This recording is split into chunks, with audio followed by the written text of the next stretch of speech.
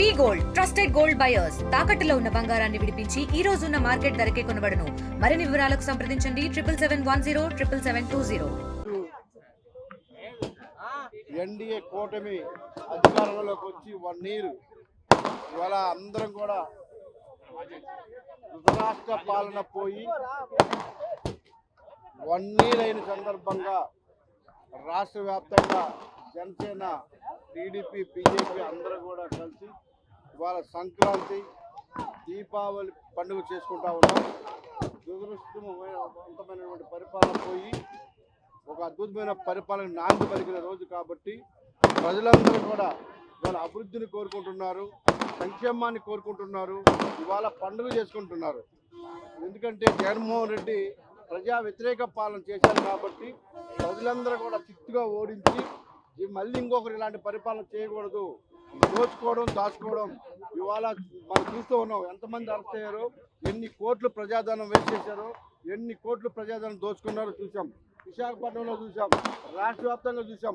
వీటన్నీ కూడా ప్రజలు చూసి బరాయించలేని పరిస్థితుల్లో అంత చిత్తుగా పార్టీని ఓడించడం జరిగింది. కాబట్టి ఇవాళ ఒక పండుగ వాతావరణంలో ఒక అద్భుతంగా ప్రజలందరూ కూడా చాలా హ్యాపీగా ఉన్నారు. ఒక పక్క అభివృద్ధి, మరొక సంక్షేమంతో ముందుకు వెళ్తా ఉన్నాం. రానున్న రోజుల్లో విశాఖపట్నంలో ఒక పక్క పెట్రో, మరో పక్క ఎయిర్పోర్ట్, మరో పక్క ఇండస్ట్రీ, మరో పక్క స్టీల్ ఫ్యాక్టరీ, మరో పక్క రోడ్లు. ఇవాళ గత ప్రభుత్వానికి ఇప్పుడు రోడ్లు చూడండి ఎలా ఉన్నాయో.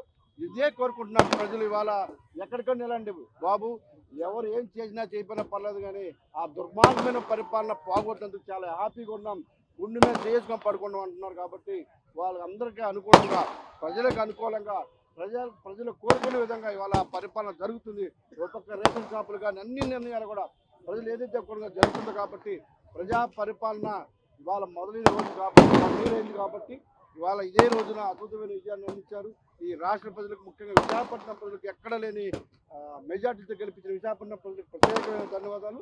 కనివిని వెనుగిన రీతిలో నన్ను గెలిపించిన సౌత్ నియోజక ప్రజలకి శిరస్సు వంచి నమస్కారం చేస్తూ వాళ్ళ ఇచ్చినటువంటి విజయాన్ని ఒక బాధ్యతగా స్వీకరించి ఈ 1 ఇయర్ పాటు ఎన్నో సేవా కార్యక్రమాలు చేశాం, ఎన్నో అభివృద్ధి కార్యక్రమాలు చేశాం.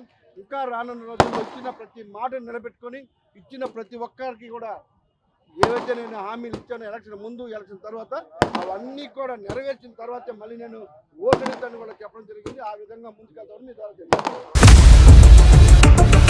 ఇండియా పాకిస్తాన్ ఉద్రిక్తతలపై లేటెస్ట్ అప్డేట్స్ కోసం డౌన్లోడ్ చేసుకోండి RTV లైవ్ యాప్.